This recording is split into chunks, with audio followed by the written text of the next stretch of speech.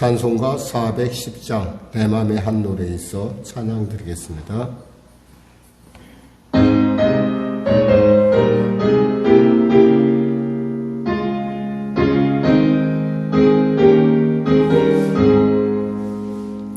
내 맘의 한 노래에 있어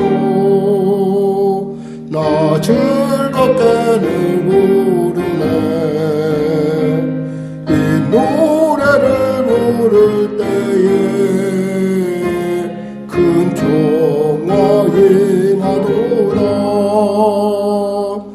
평화 평화 하나님 주신 선물 그 놀라운 주의 평화 하나님 선물일세. 주 십자가 지심으로 날 구원해 주셨으며 주 예수님 고난받아 나 평화 누리도다. 평화 평화 하나님 주신 선물 그 놀라운 주의 평화 하나님 선물일세. 나 주님께 영광 돌려 참 평화가 넘치도다. 주 하나님 은혜로서 이 평화 누리도다. 평화 평화 하나님 주신 선물 그 놀라운 주의 평화 하나님 선물일세. 이 평화를 얻으려고 주 앞으로 나아갈 때 주 예수님 우리에게 이 평화 주시도다. 평화 평화 하나님 주신 선물 그 놀라운 주의 평화 하나님 선물일세.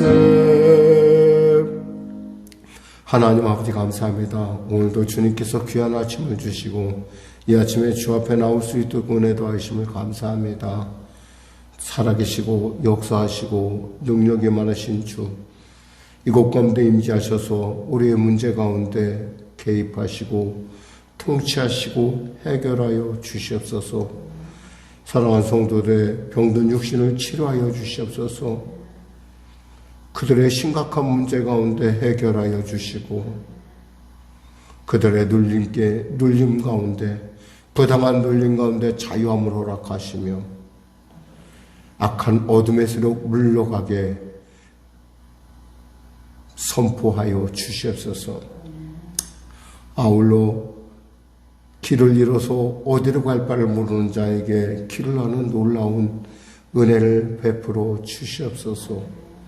오늘도 아버지 하나님께서 사랑하셔서 이 아침에 담대히 달려온 성도 한 사람 한 사람 각양의 많은 기도의 제목과 또 각양의 문제들이 있을 건데 그들의 그 문제 각 문제마다 주님이 관여하시고 통치하심으로 영혼이 잘된같이 범사가 잘되며 강건한 은혜를 강같이 누리게 하여 주시옵소서. 나라와 민족을 불쌍히 여기시고 복음 통일 평화 통일케 하여 주시고 북한에 참으로 잘못된 광신도의 집단 예수 믿고 성령의 바람 부는 가운데 회개하고 주 앞에 돌아오는 역사 허락하여 주시고 대통령을 비롯한 위정자 역시도 예수 믿고 구원받는 은혜를 베풀어 주시옵소서. 아울러 간절히 바라옵기는 아버지 전쟁이 멈춰지게 하여 주시고 또 코로나 사태 종식되게 하여 주시옵소서. 성도들의 삶의 현장이 너무나 척박하고 어렵습니다. 하나님 도와주시옵소서. 하나님 은혜 베풀어 주시옵소서. 하늘문을 열어 축복하여 주시옵소서. 성령의 교회를 인도하시고 주장하여 주시옵소서. 오늘도 귀한 아침 말씀 듣게 왔사오니 성령으로 임재하시사 귀를 열어주시고 마음을 열어주시고 눈을 열어주시옵소서. 감사하며 예수님의 이름으로 기도드립니다. 아멘. 하나님은 살아계십니다. 은혜 나누실 말씀은 예레미야서 6장입니다. 예레미야서 6장. 우리 하나님 말씀 같이 합독하겠습니다. 베냐민 자손들아 예루살렘 가운데로부터 피난하라. 드고아에서 나팔을 불고 베낫게림에서 깃발을 들라. 재앙과 큰 파멸이 북방에서 여보아 오미니라. 아름답고 우아한 시온의 딸을 내가 멸절하리니 목자들이 그 양떼를 몰고 와서 주위에 자기 장막을 치고 각기 그 처소에서 먹이리로다. 너희는 그를 칠 준비하라. 일어나라. 우리가 정오에 올라가자. 아하 아깝다. 날이 기울어 저녁 그늘이 길었구나. 일어나라. 우리가 밤에 올라가서 그 요새들을 헐자 하도다. 만군의 여호와께서 이와 같이 말하노라. 너희는 나무를 베어서 예루살렘을 향하여 목책을 만들라. 이는 벌받을 성이라. 그 중에는 오직 포악한 것뿐이니라. 샘이 그물을 솟구쳐냄같이 그가 그 악을 드러내니 폭력과 편취가 거기에서 들리며 질병과 살상이 내 앞에 계속하느니라. 예루살렘아 너는 훈계를 받으라. 그리하지 아니하면 내 마음이 너를 싫어하고 너를 황폐하게 하여 주민이 없는 땅으로 만들리라. 만군의 여호와께서 이와 같이 말씀하시되 포도를 따듯이 그들이 이스라엘의 남은 자를 맑게 주우리라. 너는 포도 따는 자처럼 내 손을 광주리에 자주자주 놀리라 하시나니 내가 누구에게 말하며 누구에게 경책하여 듣게 할꼬. 보라 그 귀가 할례를 받지 못하였으므로 듣지 못하는도다. 보라 여호와의 말씀을 그들이 자신들에게 요구로 여기고 이를 즐겨하지 아니하니 그러므로 여호와의 분노가 내게 가득하여 참기 어렵도다. 그것을 거리에 있는 아이들과 모인 청년들에게 부으리니 남편과 아내와 나이 든 사람과 늙은이가 다 잡히리로다. 내가 그 땅 주민에게 내 손을 펼 것인즉 그들의 집과 밭과 아내가 타인의 소유로 이전되리라. 여호와의 말씀이니라. 이는 그들이 가장 작은 자로부터 큰 자까지 다 탐욕을 부리며 선지자로부터 제사장까지 다 거짓을 행함이라. 그들이 내 백성의 상처를 가볍게 여기면서 말하기를 평강하다 평강하다 하나 평강이 없도다. 그들이 가증한 일을 행할 때 부끄러워하였느냐? 아니라 조금도 부끄러워하지 않을 뿐 아니라 얼굴도 붉어지지 않았느니라. 그러므로 그들이 엎드러지는 자와 함께 엎드러질 것이라. 내가 그들을 벌하리니 그때 그들이 거꾸러지리라. 여호와의 말씀입니다. 여호와께서 이와 같이 말씀하시되 너희는 길에 서서 보며 옛적 길 곧 선한 길이 어디인지 알아보고 그리로 가라. 너희 심령이 평강을 얻으리라. 하나 그들의 대답이 우리는 그리로 가지 않겠노라 하였으며 내가 또 너희 위에 파수꾼을 세웠으니 나팔소리를 들으라 하나 그들의 대답이 우리는 듣지 않겠노라 하였도다. 그러므로 너희 나라들아 들으라. 무리들아 그들이 당할 일을 알라. 땅이여 들으라. 내가 이 백성에게 재앙을 내리리니 이것이 그들의 생각의 결과라. 그들이 내 말을 듣지 아니하며 내 율법을 거절하였음이니라. 시바에서 유황과 먼 곳에서 향품을 내게로 가져옴은 어찌함이냐. 나는 그들의 번제를 받지 아니하며 그들의 희생제물을 달게 여기지 않노라. 그러므로 여호와께서 이와 같이 말씀하시니라. 보라, 내가 이 백성 앞에 장애물을 두리니 아버지와 아들들이 함께 거기에 걸려 넘어지며 이웃과 그의 친구가 함께 멸망하리라. 여호와께서 이와 같이 말씀하시되, 보라, 한 민족이 북방에서 오며 큰 나라가 땅끝에서부터 떨쳐 일어나나니 그들은 활과 창을 잡았고 잔인하여 사랑이 없으며 그 목소리는 바다처럼 표효하는 소리라. 그들이 말을 타고 전사같이 다 대열을 벌리고 시온의 딸인 너를 치려 하느니라 하시도다. 우리가 그 소문을 들었으므로 손이 약하여졌고 고통이 우리를 잡았으므로 그 아픔이 해산하는 여인 같도다. 너희는 밭에도 나가지 말라. 길로도 다니지 말라. 원수의 칼이 있고 사방에 두려움이 있음이라. 딸 내 백성이 굵은 배를 두르고 제 구르며 독자를 이름같이 슬퍼하며 통곡할지어다. 멸망시킬 자가 갑자기 우리에게 울 것임이라. 내가 이미 너를 내 백성 중에 망대와 요새로 삼아 그들의 길을 알고 살피게 하였노라. 그들은 다 심히 반역한 자며 비방하며 돌아다니는 자며 그들은 녹과 절이며 다 사악한 자라. 풀무불을 맹렬히 불면 그 불이 납이 살라져서 단련하는 자의 일이 헛되게 되느니라. 이와 같이 악한 자가 제거되지 아니하나니 사람들이 그들을 버린 은이라 부르게 될 것은 여호와께서 그들을 버렸음이라. 아멘.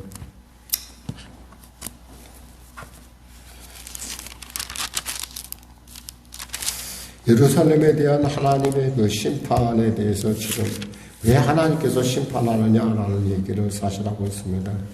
사실 이스라엘의 입장은 그 당시에 굉장히 좀 자리가 잡기가 마치 지금 우리나라랑 좀 비슷해요. 지금 우리나라가 지금 어떠냐면은 지금 미국의 무조건 미국 편이 되자니 어떤 무역의 많은 부분을 지금 하고 있는 중국과의 관계가 걱정스럽고 또 중국이랑 같이 이렇게 하자니 또 우리에게는 가장 큰 어떻게 우리에게는 가장 유일한 우방이라고 쓰는 미국을 또 이렇게 손절해야 되고 이런 어떤 참 그러면서 어떻게 하면 이 위기를 극복할까.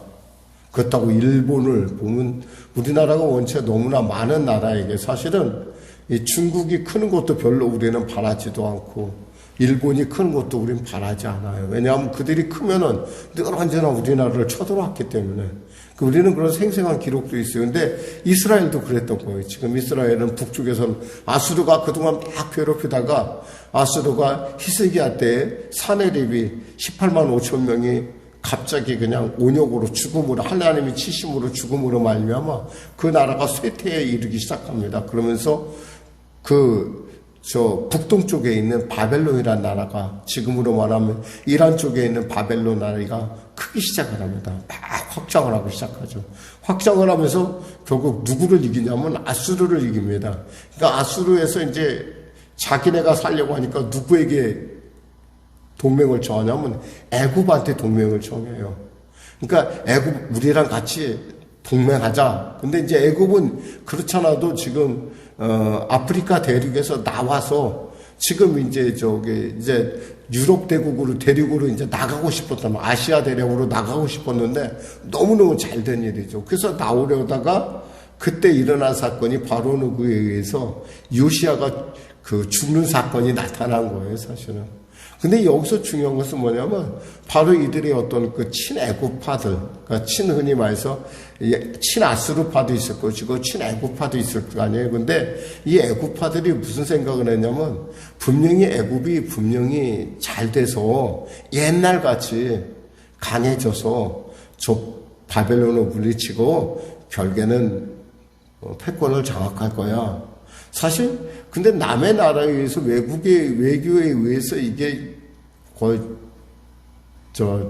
이것이 좌지우지 되는 것이 아니라 사실은 그들을 지킨 것은 하나님이었다는 사실을 그들이 망각했던 거예요. 그러다 보니까 지금 예루살렘을 하나님께서 지금 없애겠다라고 1절에서 7절 말씀에 말하고 있어요. 예루살렘을 내가 진멸하겠다. 8절까지 말씀하고 있습니다. 근데 이 예루살렘에 대해서 이스라엘 백성들은 막연한 기대 심리가 있었어요. 먼저 하면 예루살렘은 난공불락의 성읍이고, 왜냐하면 높이가 한 지금 북한산 정도 되는 높이 정도에 있어요. 해발 고도가 그 정도 되고, 그리고 또 이 높이가 그렇고, 또 이게 또 이곳에 뭐가 있어요? 하나님의 성전이 있잖아요. 그러니까 절대 하나님이 이 성전을 포기하지 아니한다고 하는 그런 그들의 믿음 아닌 믿음이 있었던 거예요. 그러니까 그들의 어떤 기대에 대해서 하나님은 이렇게 말씀하세요. 2절에 보면은 아름답고 우아한 시온의 딸을 내가 멸절하리니 그랬어요. 내가 멸절한대. 누가 멸절한다고 했어요? 바벨론이 멸절한다는 게 아니라 하나님이 버리겠다는 거야. 하나님이. 왜? 아니 하나님의 성전이 있는데, 그리고 그가 선택한 백성이 있는데 왜 하나님이 버린다고 할까? 왜 그랬을까요?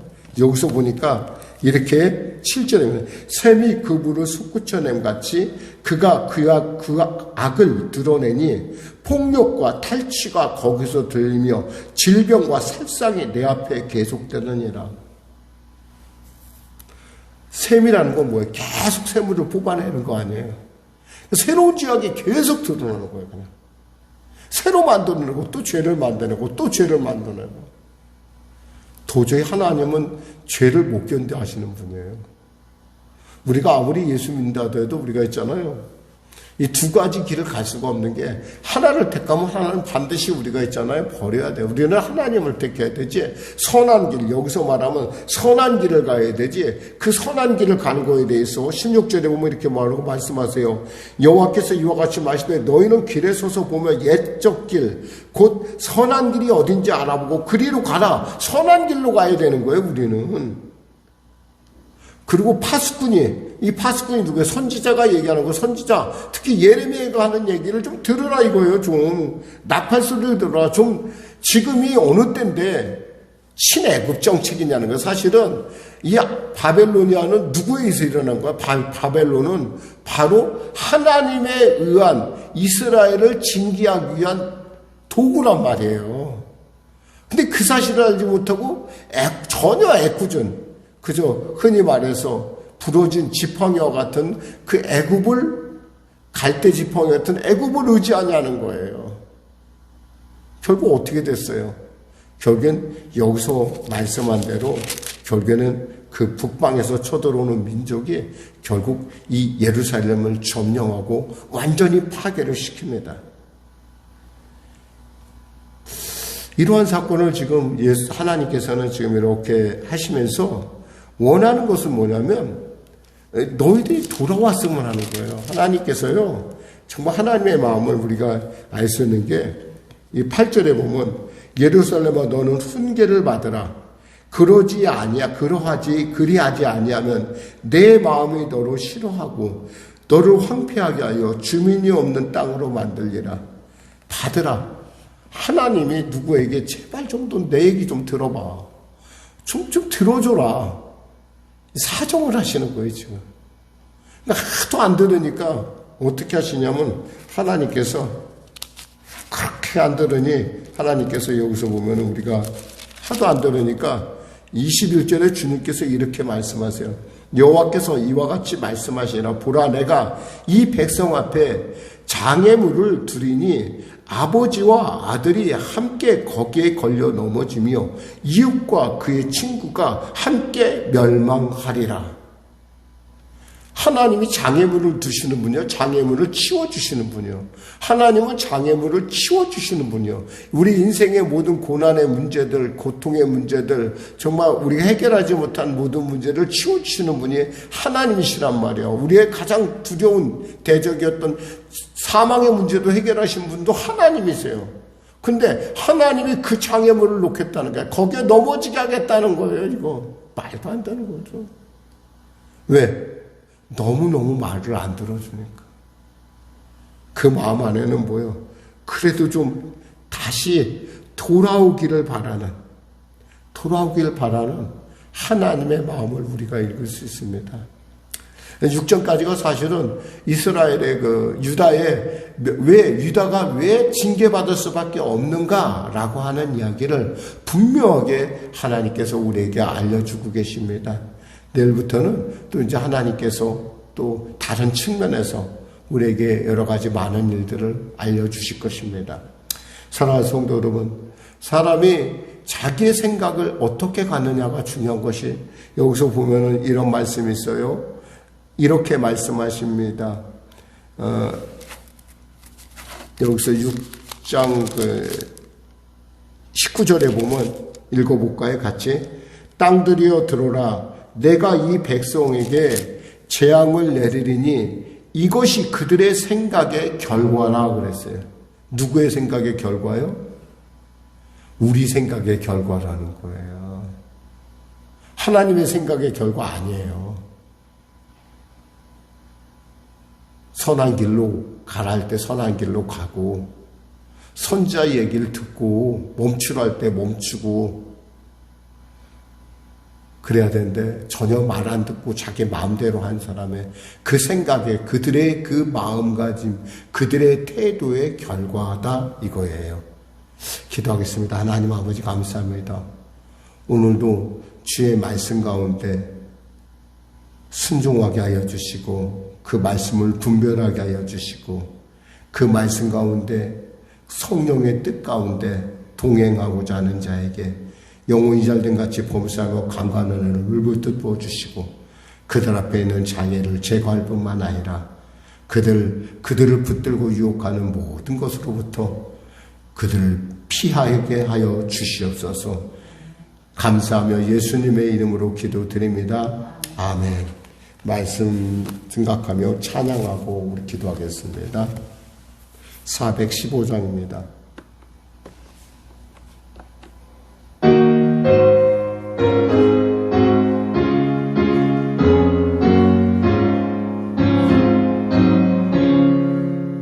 십자가 그늘 아래 나시기 원하네. 저 햇빛이 뜨겁고 또 짐이 무거워. 이 광야 같은 세상에 늘 방황할 때에 주 십자가의 그늘을 내 싣고 찾았네. 내 눈을 밝게 떠서 저 십자가 볼 때 나 위에 고난 당하신 주 예수 보인다. 그 영상 볼 때 내 맘에 큰 찔림 받아서 그 사랑 감당 못하여 눈물만 흘리네. 십자가 그늘에서 나 길이 살겠네. 나 사모하는 광채는 주 얼굴뿐이라. 이 세상 나를 버려도 나 두려움 없네. 그 한량없는 영광은 십자가뿐이라.